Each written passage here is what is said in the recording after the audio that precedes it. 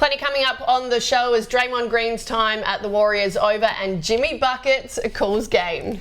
And why it's time for Basketball Australia to finally open the door to the NBL. And we've got John Casey. We're going to preview all the games over the festive season and one thing the NBL need to do in 2024. This is The Basketball Show with Shane the Hammer Heel.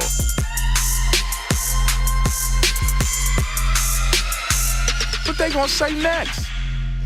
It sure is The Basketball Show, our last one of the year. In fact, all thanks to Code Sports, Boost Mobile and the Throwback Store. Joe and Hammer with you. Hammer, how you feeling?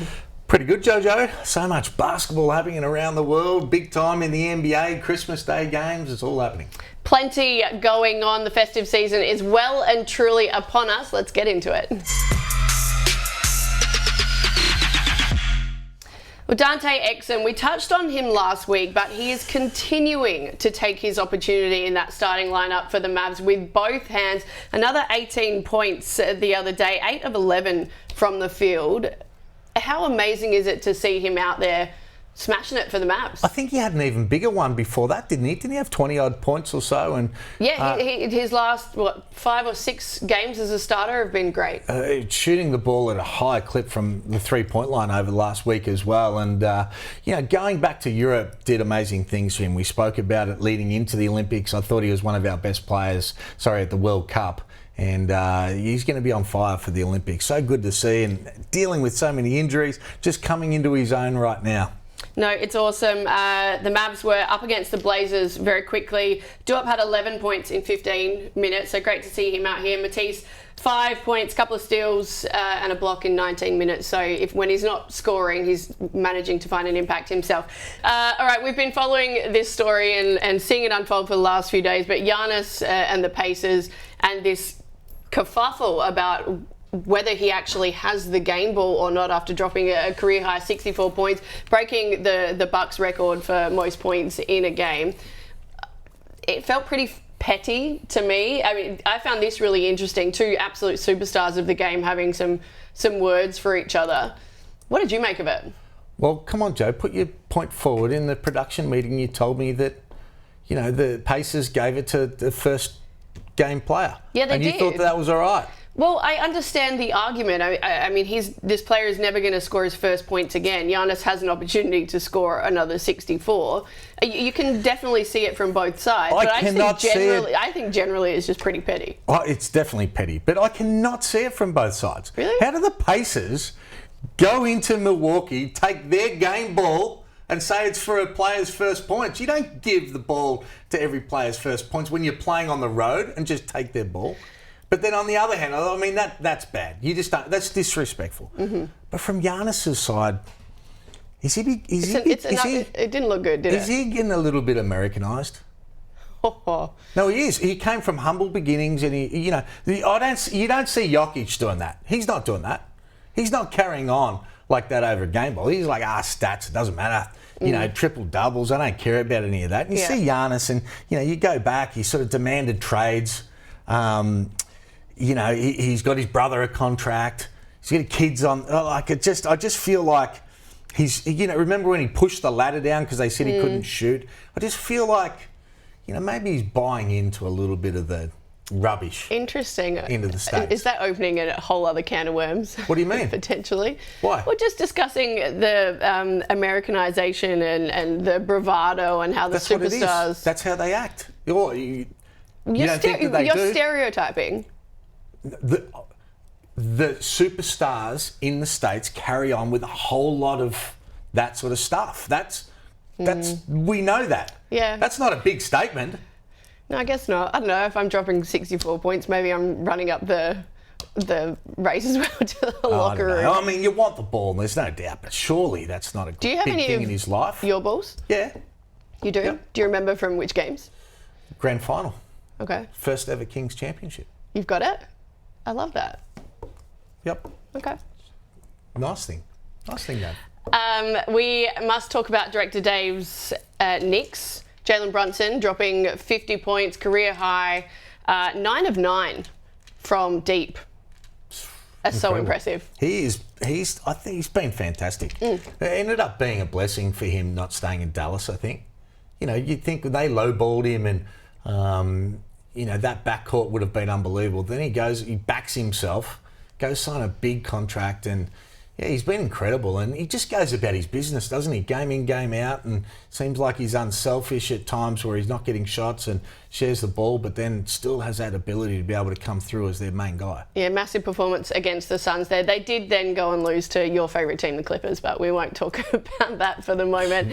Draymond Green suspended indefinitely after lashing out at Yusuf Nurkic for Phoenix. Does it feel like he doesn't seem happy? And it feels like the Warriors dynasty is coming to an end. They've had a couple of better performances since he's been suspended. But I don't know, what do you make of the situation? Do you see him there next season onwards? It's over. Time's done. You know, he just keeps playing up. All these little things, he doesn't need to do it. He's run his race and they've had huge success, but he needs a fresh start. And I think the Warriors need somebody fresh as well. Somebody who come in and prepared to be able to still do the dirty things and play a valuable role, maybe do a little bit more as well. But that's done. And I mean, even Clay looks stale, doesn't he? He's not playing his best basketball. You just got to question that organisation right now where they've just gone a little bit too far trying to pull everybody together and replicate the success they've had. You just think it's done. They've had a good run. They've had a great run. A little closer to home, southeast Melbourne absolutely thumped by the Illawarra Hawks. We had Justin Tatum on last week. We asked him the question, does he think that they can still win a championship? He said yes. You know, obvious reasons, got to have that belief and confidence as a head coach. I mean, that was a good performance, but from the other point of view, Phoenix, yeah. I think Phoenix fool's gold? Is what's been written down? Yeah, well, that's what I said. I said it on Twitter watching the game. I mean, it is fool's gold. But, I mean, let's go to the Hawks first because you want to be able to compliment them. They have done a great job, and Tatum has done a terrific job of turning that same team around in a short period of time and have success. I think they've won 3 out of 4. Losing by 28 at home, though, sure, Mitch Creek. You know, people are going to make excuses. Mitch Creek, imports just come in, blah, blah, blah, blah, blah. They gave up 100 points to the bottom team. It's fool's gold. They keep talking about defence. We had Tommy Greer on and, yeah, we're working on defence, we're working. Giving up that many points to the bottom team is unacceptable. If they really think that they can win a championship this year, they're kidding themselves with some of their performances. They've got the pieces to be able to do it. And sometimes you fall into them and go, yeah, I really like their balance and what they do. They look pretty. They're a shiny toy at different stages. But I tell you, that performance, just like the performance when they lost to United, who didn't have 3 of their stars out, and because that's the other side. The good teams can lose a player and still put in a good performance and win. They don't lose by 28 because they're losing one of their marquee guys. I mean, it's just poor. So you mentioned they've got the pieces, especially from a defensive point of view. Are we putting it then down to their effort? Well, they've got the pieces offensively. But obviously they have to be able to play defence. And they haven't proven that they can do it. Or they haven't proven they've got the strategies to be able to do it. Defence is all about desire. If you want to defend your man, you want to be able to work hard, you want to get off, whether it's pick and roll or whether it's any sort of rotations, you do it. You block out, you do it. They don't do it. They don't have the energy and the mindset to do it consistently. They've shown they can do it for parts, so that has to come down to a mindset. More tough games for them coming up as well. We've got the Jack Jumpers on Christmas Day, of course. John Casey in a little while to preview that one. He will. All right, let's keep moving. 5. Hoops Highlights brought to you by Boost Mobile. Luke Travers goes bang. Oh, right on his hand. And then down the other end, Travers says, take that on. 4. Jokubaitis looking for Nachi! And a thunderous finish. Barcelona in the Euro League. Naji just tucks that in. 3.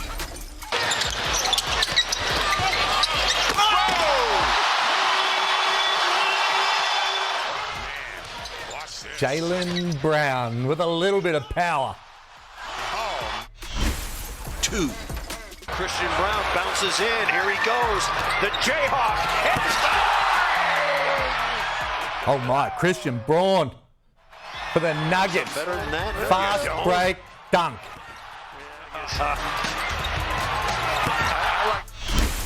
1.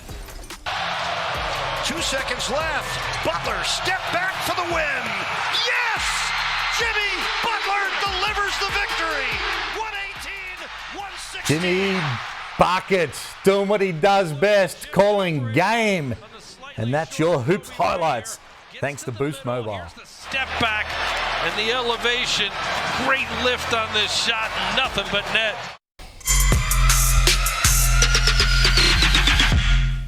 All right, Matty Logue at the desk as he is every week. Matty, Larry Kesselman has been spotted at the WNBL. Is there potentially an NBL WNBL partnership on the horizon? I think Joe and Shane, a lot of people would love to see it, and I know Larry is keen to help out with whatever he can. There were NBL games yesterday, and he was there at a WNBL game. It doesn't have to be, but he's putting in the effort. But my understanding is Basketball Australia guys are at this point really standing their ground, and they don't want to relinquish the WNBL. They want to keep it, and this is political. I guess it dates back a lot of years. But at the end of the day, I don't know what you guys think, but the WNBL deserves better than what it's currently getting from a marketing, commercial, and I think that's what Larry's proven he can do. And if he can find other people who are willing to invest as well and put it up in lights a bit better, like respectfully, I didn't really know that the WNBL, in terms of trying to watch it, it's hard to find. It doesn't get much publicity, and it deserves to.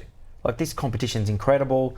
I'd like to see it change. And I know a lot of respected people, and I know Michelle Timms won't care me saying this, but she's been saying it for a long time. She wants Larry in there, and a lot of people of Michelle's ilk would like to see something happen. But it's a secret. I mean, we know that. Basketball Australia hasn't proven that they can run anything successfully at that sort of level, from the NBL to the WNBL. How many games have you watched this year, Joe? On WNBL? TV? Yeah. 3.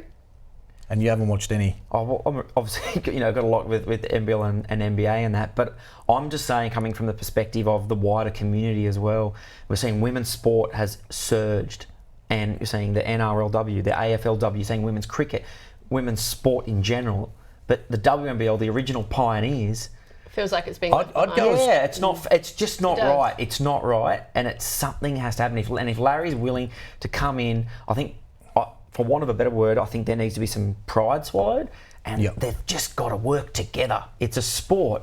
I'd go as far to say that what Larry's done with the NBL 1, the minor leagues in the off-season, is so much higher in profile than what Basketball Australia have done with our pinnacle. Our women deserve more. Of course, definitely. And I will say that the Basketball Australia with the juniors and what they've been able to do with the AIS dating back decades, like, we nail that. We absolutely nail that. But I feel like Basketball Australia at the moment is so far stretched that in the modern world of commercialism and all that, it takes more effort. It takes, they can't just do it by themselves. Yeah, it needs to be collaborative. Everybody, I think, is on the same page. They want to see it grow. They know it deserves better. Fingers crossed, we'll see what happens. We know that Gorge has been doing the rounds in the US, catching up with all of the Aussies over there. What is the latest? Who's he been speaking to recently? Yeah, well, you mentioned Dante Exum before. Gorge was courtside to see Dante go off, and I think he's pumped about that because, Dante will play a crucial role moving forward. Duop Reese killing it, which is really heartening to see. But there will be, I'm told, some hard conversations, and the hardest conversations will be with Paddy Mills. He's not playing many minutes. At the World Cup, we saw he went into that campaign, not many minutes, and there is potential, I'm told, that Paddy could start off the bench in Paris because you've got Dyson Daniels, who will be Gorge's last trip before he flies home for Christmas. Dyson's killing it. Dyson deserves his chance. I think what he did at the World Cup, and he sat there, I think he's ready, and he's a gorgeous player. Both ends of the floor, but his defence is amazing. So I just think at this point we're seeing a crossroads, Shane, similar to Sydney 2000, where a lot of guys retired and they didn't prepare for the future. I think this is a case where the hard conversations are coming because the Boomers have to prepare for the future. Because reality is Paddy's not going past Paris, and neither is Joe, and we love them dearly. But I think that's why Gorge has had to have the tough conversation. I think Paddy would be great off the bench. Yeah, I've really got no do. problem with it, yeah. Yeah, I think it's a good fit, and you're right. Dyson Daniels, where they struggled, the Boomers last year, was defensively, and I think Dyson really fills that hole. So I think it's a good conversation. Dyson, Matisse, Josh, when he's fit as well. I think it'll be a good one. Yeah, no, awesome. Thanks so much. Pleasure. All right, John Casey joins us now for Points Made from Adelaide. Case, great to have you on the show as always. It's obviously coming up to Christmas. I want to know from both of you, if you could have one present in your Christmas stocking, what would it be? And what would the NBL need to implement in 2024? If you could have one gift, Case, what would it be? Well, Joe, great to be with you and Hammer again. Look, I think I've already got a gift under the tree, and that's what the NBL has done this year. We've got Adelaide on the bottom, but Melbourne on top, and then you've got 7 teams in there vying for 5 spots. So the top 4 has changed every week so far. We've had 11 rounds. But having said all that, I won't be surprised if the top 4 at the moment is the top 4 come the semi-finals, because I think those teams, Melbourne, Sydney, Perth and Tassie, are looking strong at the moment. But we've had a great season so far. But one thing I really think the NBL should investigate is the rapid basketball, which is being rolled out in New Zealand. So what they do is what they should do is at an NBL game, before the game, an hour before the game, when the players are warming up, you get your bench players out there from both teams, and they play 4-minute quarters, and they go at it. You don't have to play any starters, and that way it's more like a pickup game and a warm-up in the same process. But some of these bench players do not get on. DMP's down the end, and they come back post-game and do another workout. Why not get them playing 4-on-4? And I understand, you don't want an injury, but you're talking bench players here. And even if you reduce it to your last 3 players on the end of your roster and have that 3 versus that 3, you get the young kids out there, you get the highlight reel, there'll be dunks, there'll be fast breaks, there'll be really good excitement, almost like a curtain raiser like we used to have at the football. I like it, Case. Good stuff, mate. Well, I'm going a little bit harder hitting than that.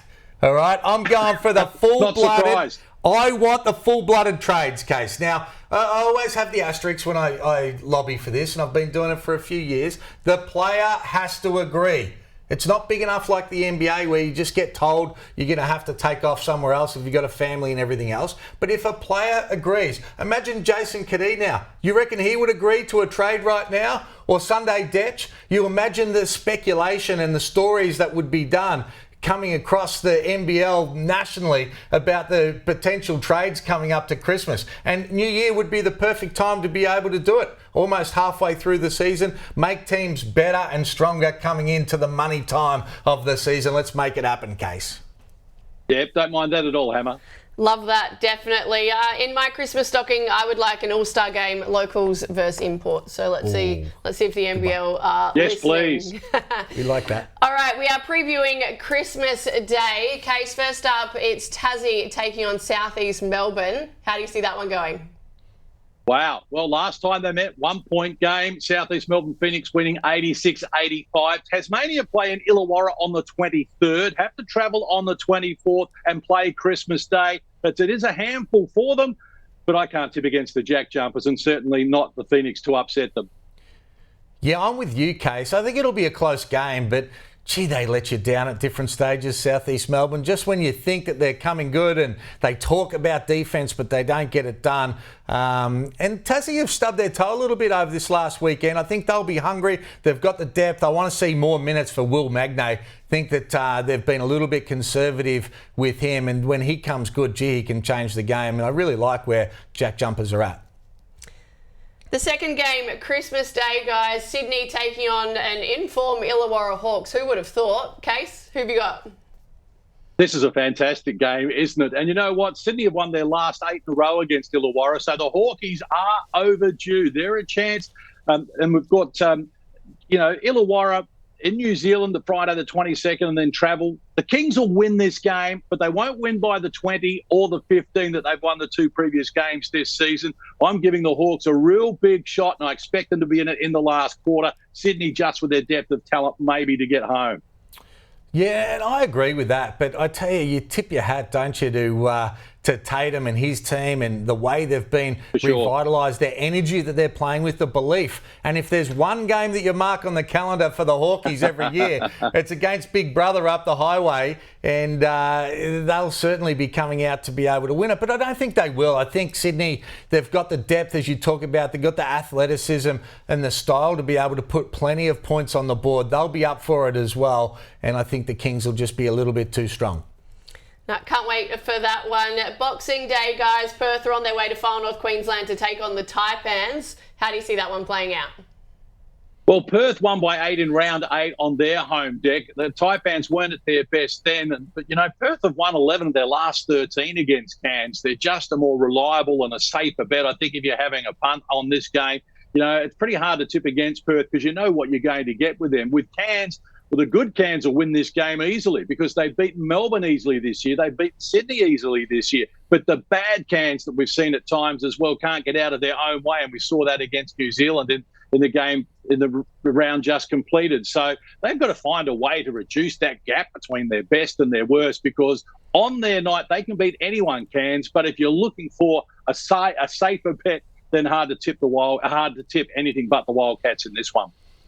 Yeah, they've been funny, Cairns. You're right, Case. They do look good. That Melbourne game was exceptional, but then we've seen them really struggle and get down big amounts of points in the first half, have to be able to make big comebacks. McCall is starting to play some good basketball, putting up some good stats, especially if you're a Supercoach owner of him. And Miller's been tremendous as well. I like the fact that Armstrong's starting to really find his own as well. But the Perth Wildcats, they've made massive changes. They're starting to play with belief and confidence.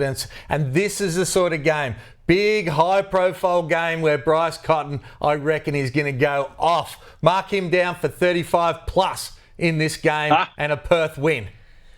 Hammer calls Bryce time. Love it. New Year's Eve, the Hawks are hosting the 36ers, ringing in 2023, 2024. How would I say that? Ringing in? Yeah, that'd ringing in 2024. You're asking me. I didn't finish high school. Case, who have you got, Hawks or 36ers?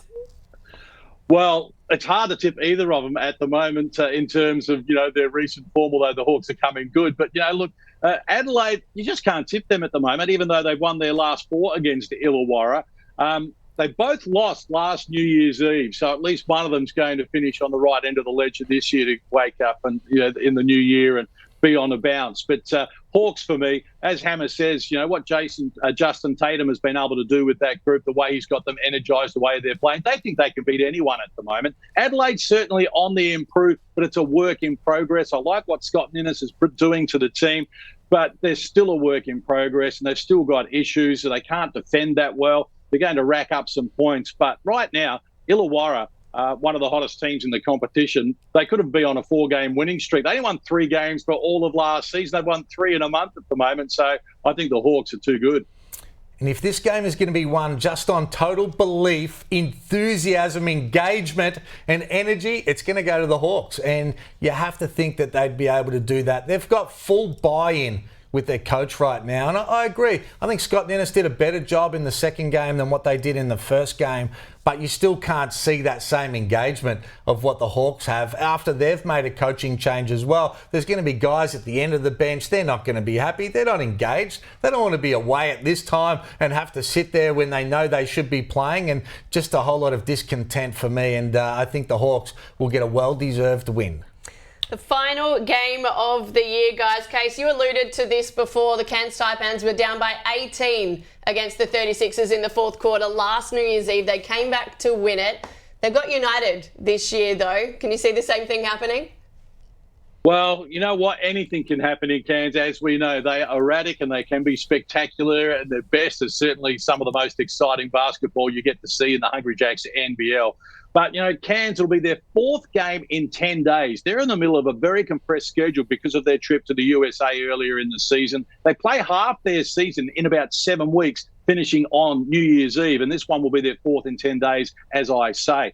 I hope we get to see that big shootout, 115, 113, that it was in round 9 in Melbourne. I was courtside for that game, and I could not have been more impressed with Cairns. I walked away from that game thinking they can win the whole thing. Miller was outstanding. I think he had 32 and 10 assists. Josh Roberts had his breakout game. And they've got so many talented players, and they're so hard to match up against. The best thing about Cairns is they're proactive. They make you react to what they're doing. They're not going out, how do we stop Melbourne? They're saying, we're going out to score points and see if Melbourne can keep up. Let's hope we get a shootout. I know I'm feeling for all the people in Cairns at the moment. They're going through a very tough time with the storms and everything. So let's hope that this game gets off the ground. It's a spectacular way to finish the season. But Melbourne have won 10 of their last 13 against Cairns. And again, referring back to my comments about Perth, if you're looking for the safer bet, it's certainly Melbourne, but don't rule Cairns out completely.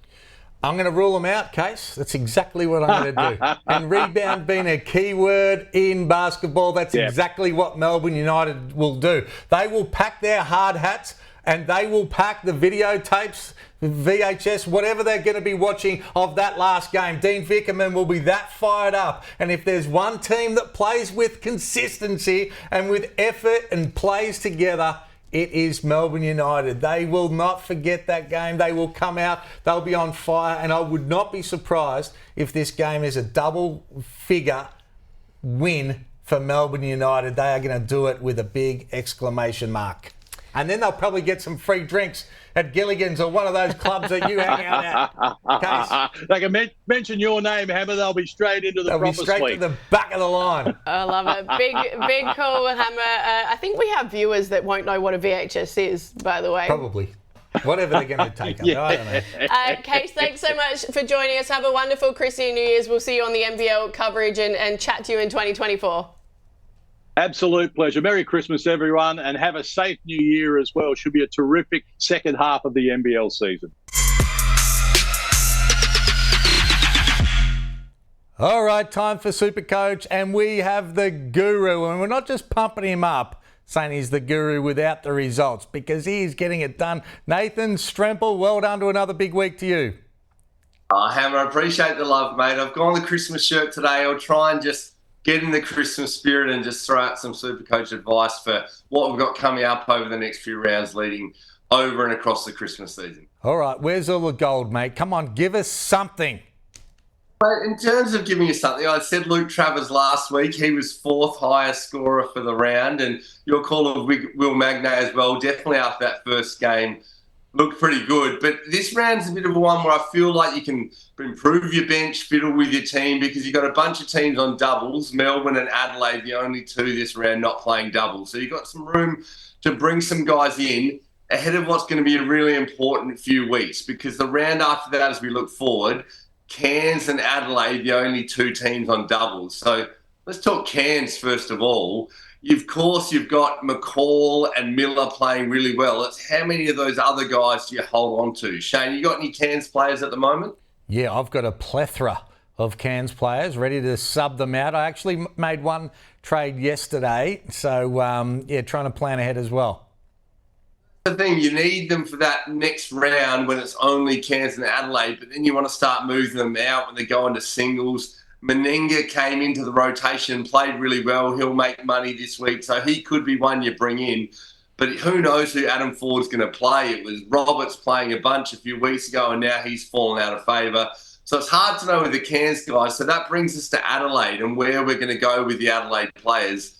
DJ, the obvious choice, but he's gone up in price a bit now. But with the coaching change, some of those guys getting extra minutes have been Trey Kell and Isaac Humphries you can get for a bargain, or you look a bit lower in terms of your Nick Marshalls, who's playing a bit more now. He might be someone who comes into favour. What do you think about the Adelaide team, Hammer? I've stayed away from Adelaide for most of the season, to be honest with you. So I don't know whether that's good or bad, because I'm a long way from you. Top 10% though in the nation. And building. It's all about how you finish, not about how you start. I think the Adelaide guys might come into the mix because they've got that game with just them and Cairns. But then if you look forward, there's a round towards the end of the season, which is just Adelaide and Tasmania on the double of two. So you probably want to pick an Adelaide player or two that you roll with. Personally, I think Isaac Humphries is just coming into form, playing some extra minutes under Scott Ninnis. He might be one to look at. And then we look forward to the next week and a cracker to see Sydney and Melbourne, the only two teams on doubles. So it's a case of choosing. Let's look at Sydney first of all. Which Sydney players are you going to roll with? Personally, I think Jalen Galloway now coming back from injury, he's one definitely to have a look at, and he'll be important going forwards.